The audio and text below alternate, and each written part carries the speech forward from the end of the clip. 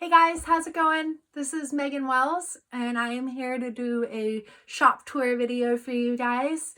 I've spent the last couple of weeks kind of really working on my shop more than guitars. As soon as I found out that all of these upcoming guitar shows were canceled, I just started doing all of the things to my shop that I've been wanting to do for a few years, but I just haven't had the chance to do. And so I just kind of ripped the whole shop apart and started going through those neglected and overgrown corners and just made a bunch of new shelves, and I made tons of new molds and tons of templates and all sorts of things that I have really been wanting to do for a while. So that all feels really good, and now I'm ready to share with you my shop and my home. We're starting off in the wood room. This is the wood room. I rent a small 2-bedroom house, and the shop is downstairs, and so I've taken the second room in the house and I've sealed off the windows, put a dehumidifier in here, keep the door closed so everything stays at 40%, and this is where I keep all of my wood, and it's my favorite room in the whole entire world. All right, here we go. I got my wood shelves. And then over here, I got it's like a case rack of all sorts of random cases. I don't even know how I've ended up with so many. Got some flat tops that I'll never ever finish. Got my treadmill, and this right here is my latest archtop. It's a 16-inch non-cut archtop with walnut back and sides. And I guess I should probably, let me strum a few chords. Oops, sorry. Strum a few chords for you.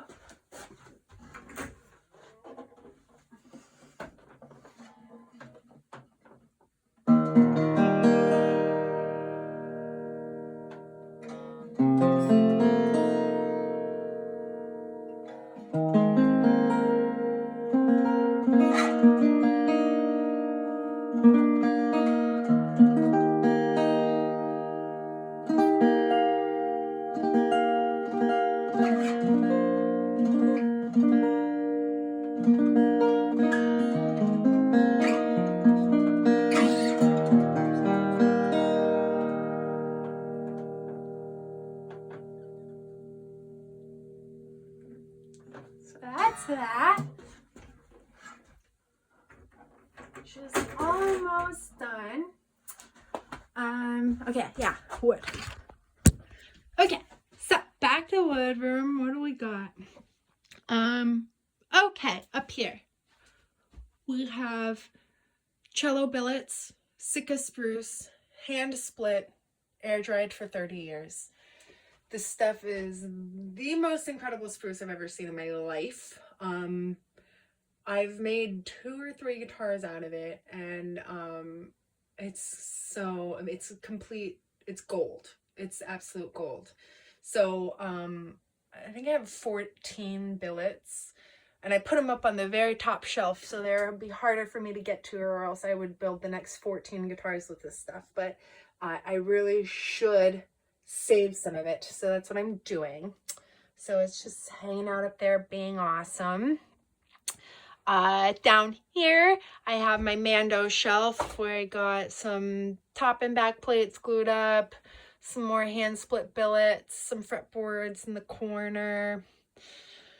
Down here I have guitars in progress, got some plates glued up and braced and carved and ready for F-holes and ready for all sorts of fun. So this is all stuff I've been scooting along. It's a 15-inch archtop with rosewood sides that I just got bound up, so it's still covered in glue. Down here we have necks and fretboards, my precious fretboard collection. I love it. And then here I have my latest batch of necks. Just kind of sitting around, moving around. Well, not really, but you know, if they're gonna move, I want them to move now. So I usually make the necks well in advance of when I'm gonna actually need to use them, so that they can settle in and do everything they're gonna do. And then here I've got my latest batch of hot pink truss rods, Flex Strong truss rods from Allied Lutherie. These are made by my brilliant and dear friend Mike Gutsch, and I mean, he makes incredibly beautiful and functioning truss rods. He found these pink sleeves for me. So, because I've been asking him for years, and he finally found some. And yeah, so I for exclusively Maegen Wells guitars and mandolins, we have pink truss rods. So those are that. And then what do we got? Down here we've got, this is kind of my random hardware shelf of all sorts of ebony to make all of my bridges and my saddles and my tail pieces. Here I have a box of pre-made bridges and saddles, so that I can just kind of pull them and fit them, and those will be ready to go. And then I have my box of pre-made tail pieces, where all the hinges have been cut and all the bits and pieces have been glued in there. And these are about 85, no, I'd say 75% done. Still a good amount of work left, but there's a light at the end of the tunnel. And then the ebony hinge tailpiece design is the creation of my mentor of many years, Tom Ribbecke. So I absolutely love fabricating these tailpieces. And it's a completely different part of the whole guitar building process. And it has an incredibly important function. I mean, you know, so it's not really a guitar without these things. So, so I love making the tail pieces. It's really cool. A lot of work, but very rewarding. So there's a box of tail pieces. And then what else we got? Okay, up here we got some top woods. We got some redwood that I milled up myself. Some local redwood that's amazing. Here we have some spruce billets. These are a bunch of top and back plates that I just glued up the other day, getting ready to carve those. Those are some super awesome one-piece Sitka tops I have. Down here I have sapelli, I have walnut, I have lots of maple, and strings from String Joy. Love those strings. Love those people. These are my maple billets. Lots of really beautiful maple, really beautiful walnut. I absolutely love my wood suppliers. They are my heroes. Here I have some fiddleback mahogany that is out of this world. I don't know if you guys have heard about this stuff, but it was this insane tree that they're calling the fiddleback mahogany tree. They cut 398 sets for guitars out of this tree, but only 10 were for archtops, because, well, we could get a lot of flat top sets out of a lot more than 10 archtops. We could get a lot more flat tops out of that. But yeah, so by the time I found out about them, they had 6 sets left, so I bought them all, and I'm building one guitar every 5 years with it. So I made my first one in 2018, and it was an incredible experience carving into this stuff, and I can't wait to do it again, but I have to. I also have matching neck blanks. See, the fiddleback tree.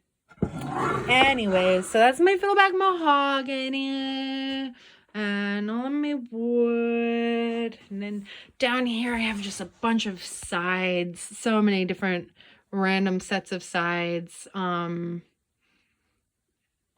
so much. Sometimes I'll just come in and just go through this shelf and just start pulling down pieces of wood and just looking at it and getting inspiration. I mean, I do that with all of this.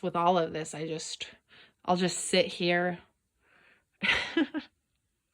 and yeah, I've spent a lot of time on this floor. Back there I have neck blanks. I have a bunch of mahogany neck blanks that have been air drying for years and years and years and years. And I have about 30 of them myself. Here I have some wood that's being stickered. I processed up all of this wood myself, and now it's stickered and drying. Here I got some more. I've come to really love this part of the process. Well, I mean, and you know, and for some of us, it's not at all a part of the process, but unless this part happens, we don't get to do, you know, we don't get this. Unless someone did all of this properly, then we don't get to do this. So, and this is a lot of what I do. My job at LMI, Luthier's Mercantile International, which I miss very much right now.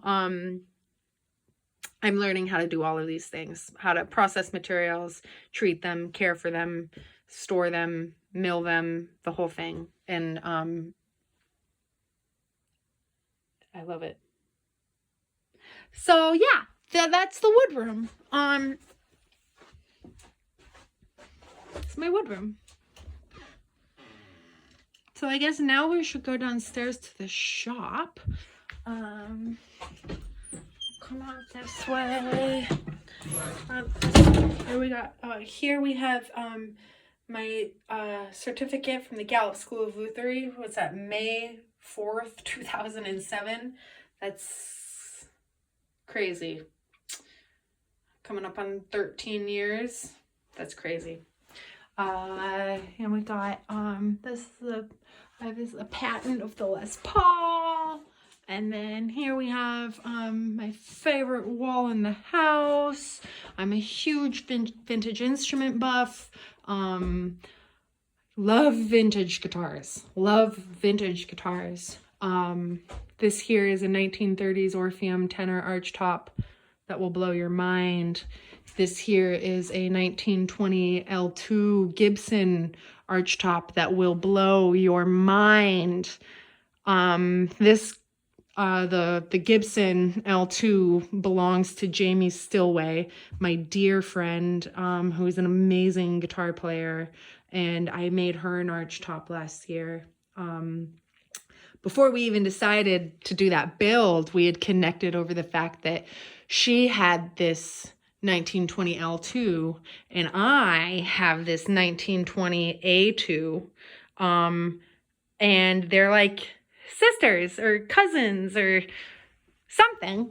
And so we connected over that before I even started to make her a guitar.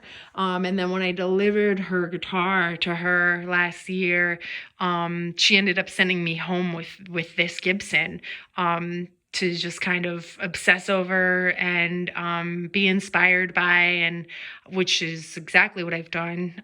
This thing is unbelievable. So yeah, that's we got the Gibsons hanging out, and that's a painting that my parents got for me. So yeah, that's that. And now we're gonna go outside and downstairs to the shop. This is my front porch. That's Rocket. I've had since I was like 6. The same with that chalkboard. And then here we have, oh my goodness, the most beautiful dog in the whole world. Just so happens to be right here, being perfect. Hi, baby girl. Hi, my sweetie. This is Lutherie. the most beautiful and perfect creature in the whole world. She is a Belgian Malinois, which means she's brilliant and aggressive. Yeah, we're talking about you, you scary puppy. She's an attack dog. She will go from the cutest, most beautiful, precious, loving creature you've ever seen to a killer in a second, and it's amazing. I couldn't be more proud. And she's my best friend, and I get all of her love. And it's perfect because we do live in the redwoods. So it's nice to have someone around who will keep me safe. And right, Lulu? Right, my little redwood princess? So yeah, Lulu and I have been living here on this property for 8.5 years, and for almost all of that time, for a large majority of that time, it's just been the two of us. Right, Poo Poo? Yes. And so, yeah, I'm very, very, very, very grateful to live my life under this canopy. As you can see, we have no problem social distancing here. I mean, even when I was still working at LMI, which I will be going back to, you know, but even before the virus, I should say, you know, my weeks were like Monday, Tuesday, Wednesday. I go into LMI, and then I come home on Wednesday, and I don't leave this place until I have to go back to LMI on Monday. So it's really been amazing to be able to just stay here non-stop like this. I mean, it has not been at all difficult for us to adjust. We don't have neighbors. We kind of do, but they're part-time. There is a house over on that other hill over there, but it's a second home for those people, and they're just never here. Right, Lulu? Who's here? Nobody. Good girl, puppy. You're such a good girl. So yeah, this right here is Lulu's tree. And then, yeah, so the house was built in 1920. It has an incredible history, and we are very grateful to have a small chapter of that. So here we go into the shop. This here is my shop. It is literally everything I have worked for is right here in this space. So yeah, this is it. I don't even remember what it looked like in the beginning. I should have taken pictures, but oops, sorry. The floors were completely busted up. Well, the floors are completely busted up. The concrete has like all of these huge craters in it. It's weird. So I had to build these platforms. Actually,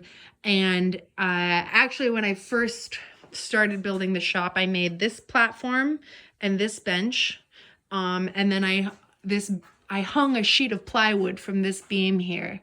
So it came all the way down so that I couldn't, you know, I didn't have machines. I didn't have much, so I couldn't fill any of that space, and it depressed me. So I hung a sheet of plywood from that beam so that I wouldn't have to see all of it and all of the space that I was unable to fill. And so I just had this bench and this platform, and now I have literally gone into every possible space of this shop that I can.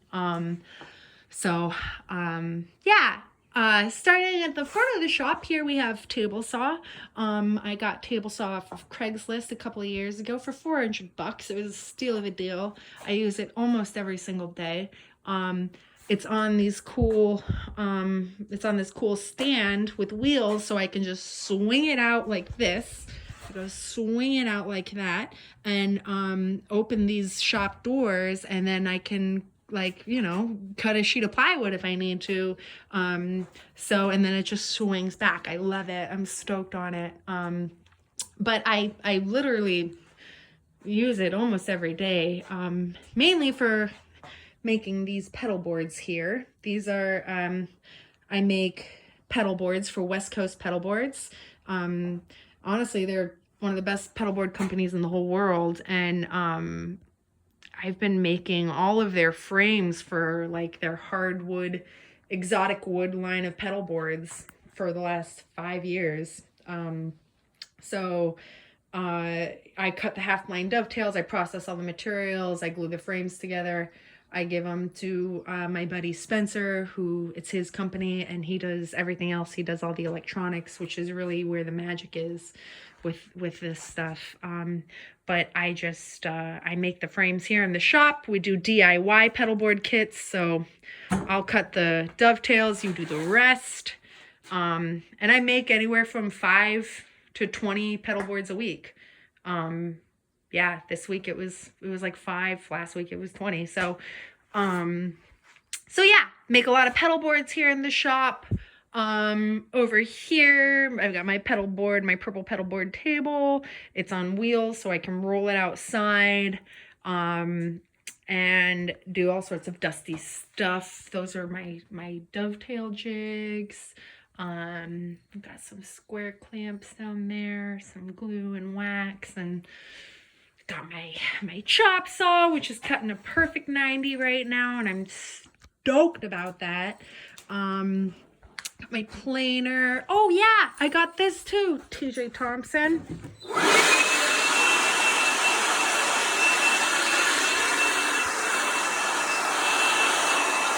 Anyways, I thought if you guys saw TJ Thompson's video, you would have seen. I don't have.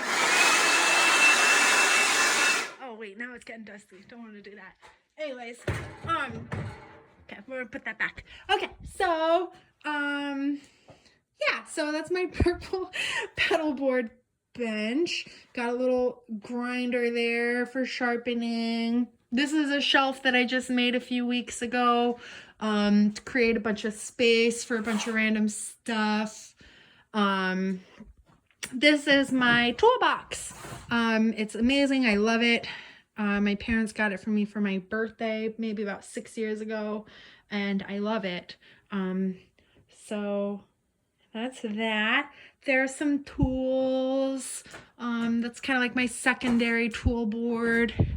Over here is like my primary tool board. That's got all of my fretting stuff there, and then got a bunch of templates, and then just like my main little quick tools that I'm always grabbing, and then got nuts and berries, and then clamps and glues and glue bots, and electronic schematics, and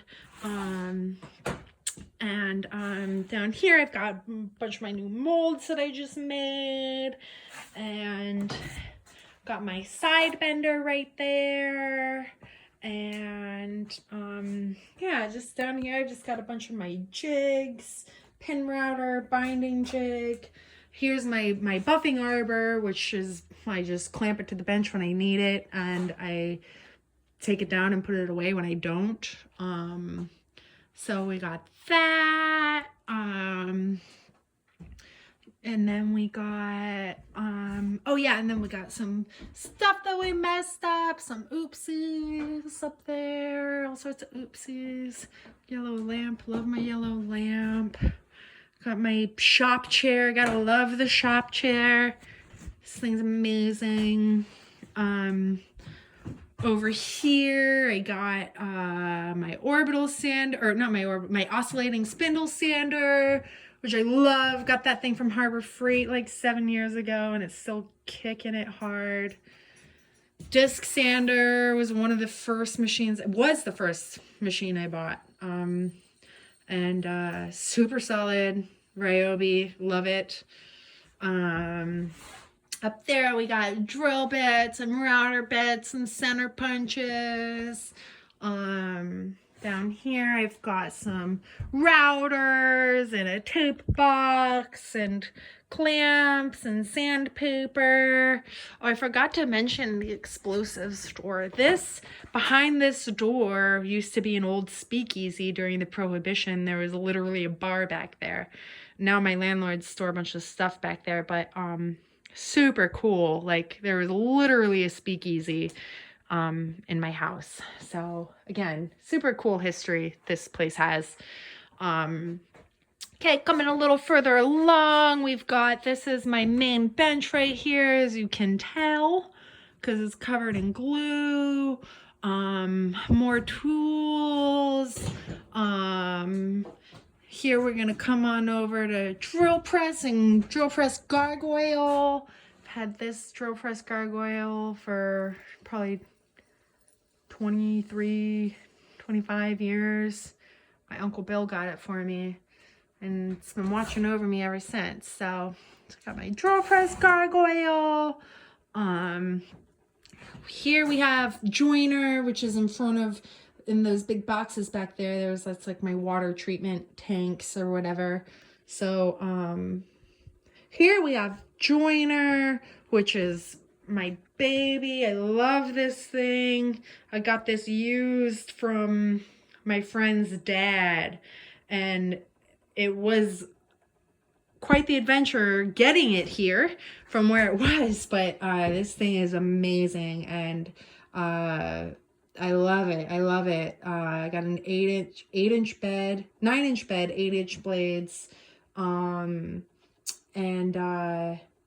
just got new bearings on it this winter. She runs it's amazing. She's beautiful. Right there I have my backpack for snacks. If I'm gonna bring snacks from downstairs or from upstairs down here, bits and pieces. There's a lot of trips from upstairs to downstairs. So here we have another accident. And then we have my bandsaw, Harbor Freight bandsaw. I've had this for about 7 years. Thing's awesome, man. $400. You know, it's just, she needs a tune up every once in a while, you know, but I love this thing. And yeah, so I've got my bandsaw right here. And oh my goodness, who do we have here? My Chihuahua, my Laguna. That's my baby right there. My goodness. So this is my Reesaw. I got this last February. My 14-inch Reesaw bandsaw. I got this used from Tony Yamamoto. He's an amazing guitar builder, and he recently moved back to Japan. But he lived a few hours away from me here in California. So when I saw he was selling this, I went down there and I bought it, and it's incredible. I love it.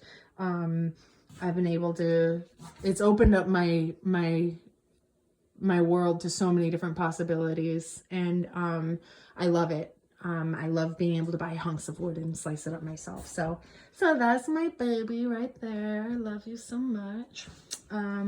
Over here I have another. This is my most recent member of the family. This is my my edge sander.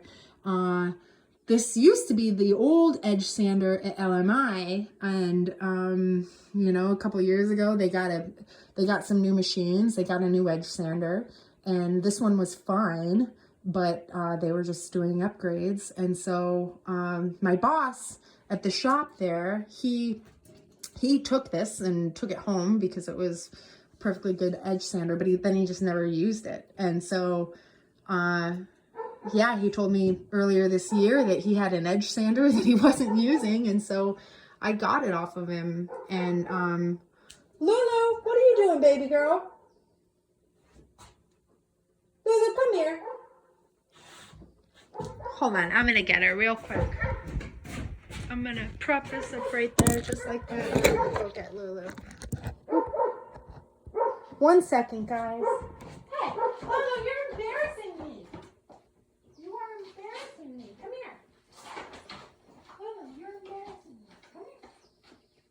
Come here.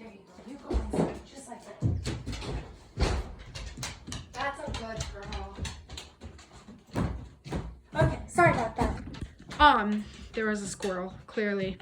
Anyways, back to the Blue Princess.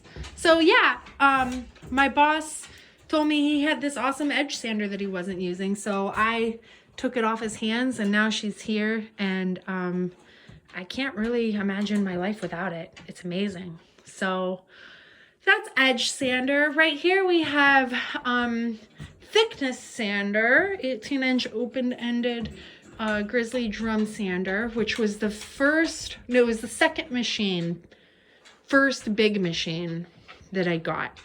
And it was a big deal for me to get this machine. But over the last few years, I have become pretty dependent on the time savers at LMI. We have 2 of them there, and they're incredible machines. And I've just gotten in the habit of taking all of, you know, the stuff that I need sanded to LMI when I go to work and doing it there.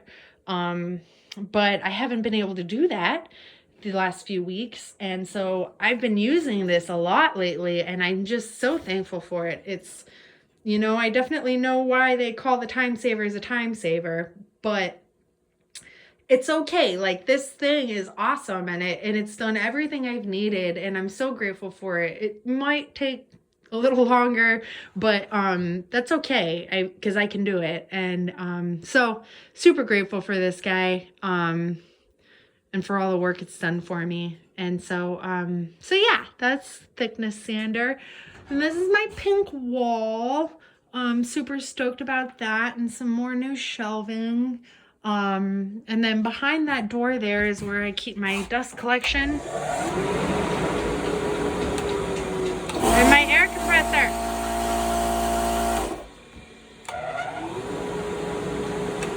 That's super trick, super cool. Got this little dust guy here, and then can move it from machine to machine. So that's cool.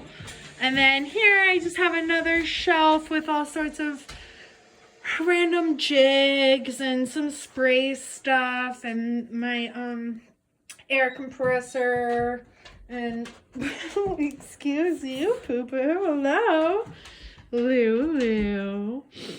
Anyways, she loves to steal the show.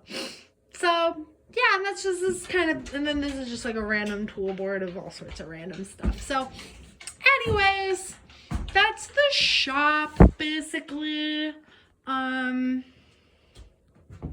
It's my whole life's work.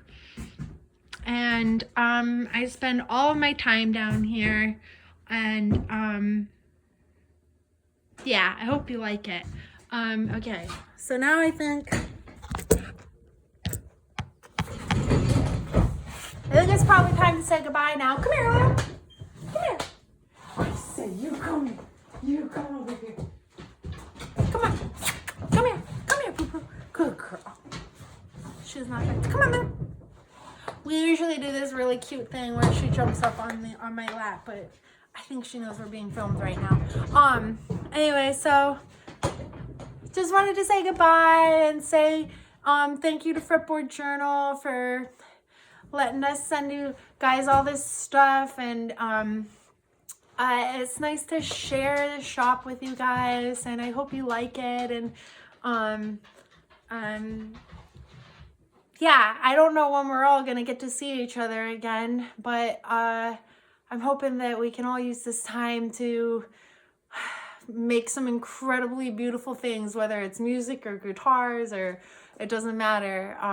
But when this is all over, I'm looking forward to seeing you all again. And until then, I hope you guys are having lots of fun and staying safe and surrounded by loved ones and all that good stuff. So, okay, I'm gonna get to work now. All right, bye.